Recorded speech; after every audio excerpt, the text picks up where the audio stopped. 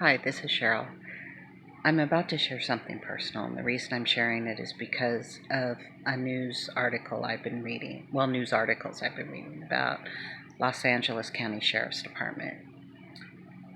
Recently, 2 rookies were shot sitting in their patrol car, and there's been a lot of stories and cases that have come up against LA County sheriffs for police brutality and misconduct.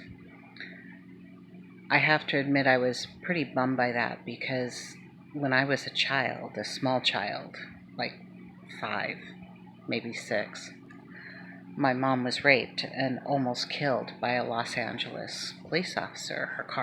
She was working in either Watts or Compton at the time, I forget which, with the phone company, and her car had broken down.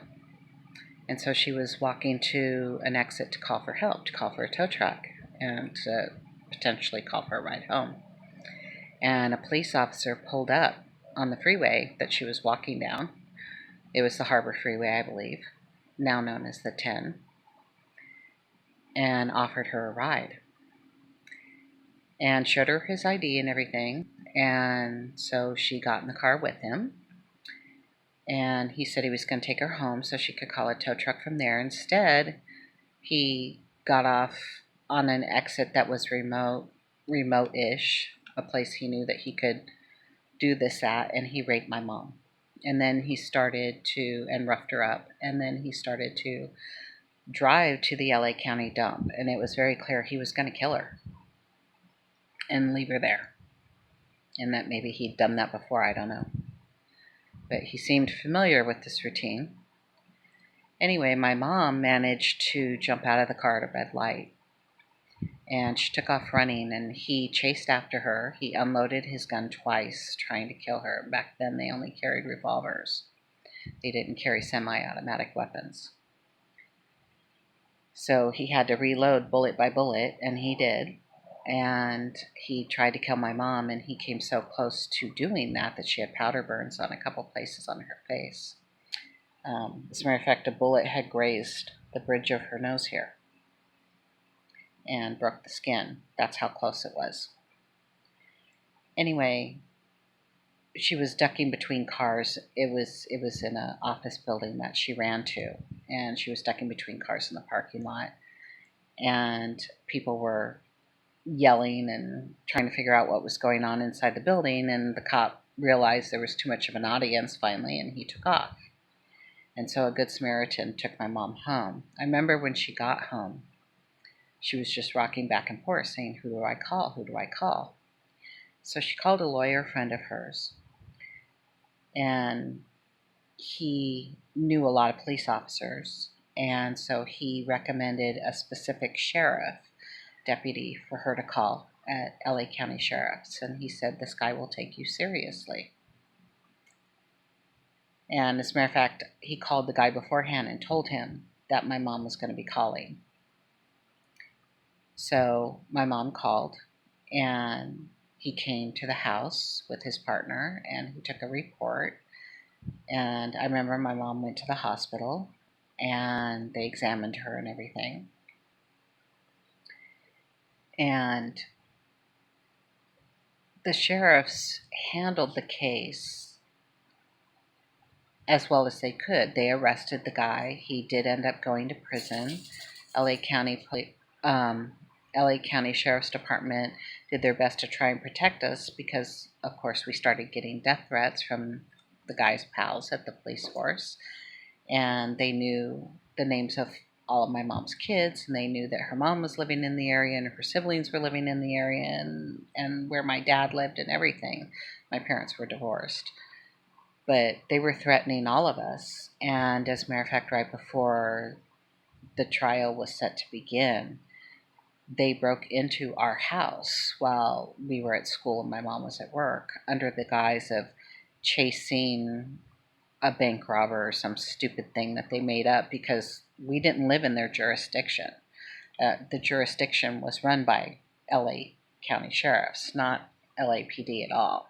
So they were very out of their jurisdiction doing this.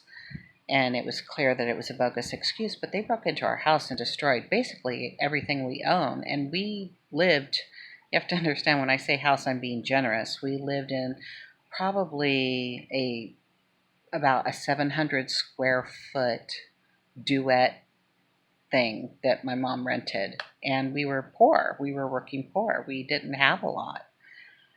And they broke in and destroyed pretty much everything we own. And again, there were death threats on the phone that night. They were calling, making death threats. And so we had to go into hiding.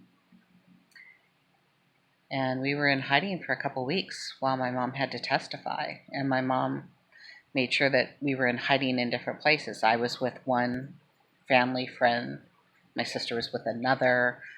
My mom stayed in a secure location. My other sister stayed in a secure location. I mean, we were like farmed out to various places to keep us alive and safe while my mom had to testify.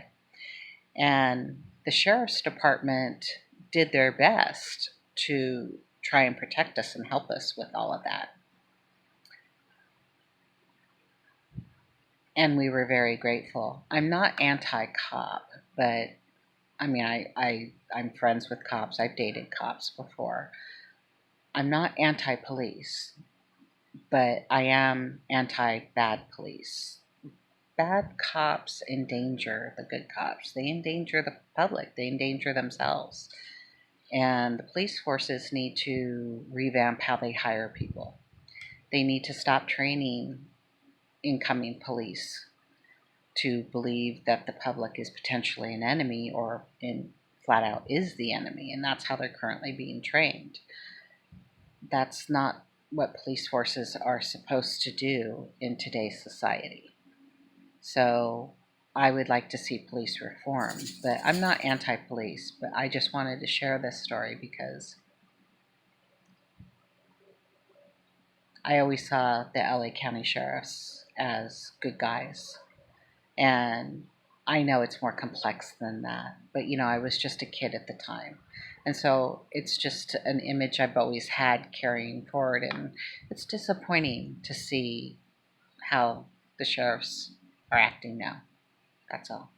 And I would love to see change in that, and I'd love to see humanity evolve and change in that. As far as just in general, loving each other and loving yourself more and being kind. God, life is so hard as it is.